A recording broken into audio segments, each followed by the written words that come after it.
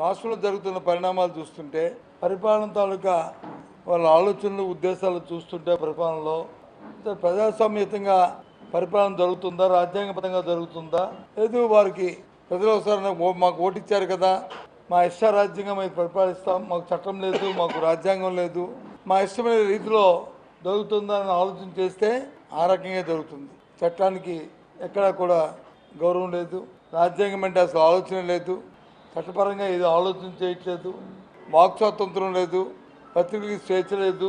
ప్రతిపక్ష పార్టీగా మా తాలూకా ఉద్దేశాన్ని, మా భావాన్ని మా అధికార ప్రతినిధి వచ్చి మా స్పోక్స్మన్ చెప్తే ఆయన వచ్చి అరెస్ట్ చేసి తీసుకెళ్తారా? ఇదే ప్రజాస్వామ్యం.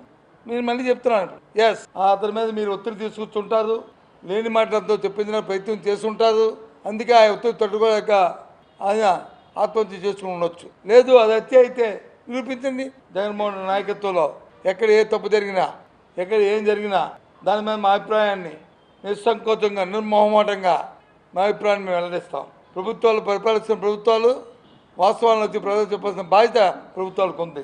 అంతేగాని చట్టాన్ని చేతిలో తీసుకుంటామంటే అన్ని రోజులు ఒకలాగా ఉండవనేది మీ ద్వారా ప్రభుత్వాన్ని తెలియజేస్తాం.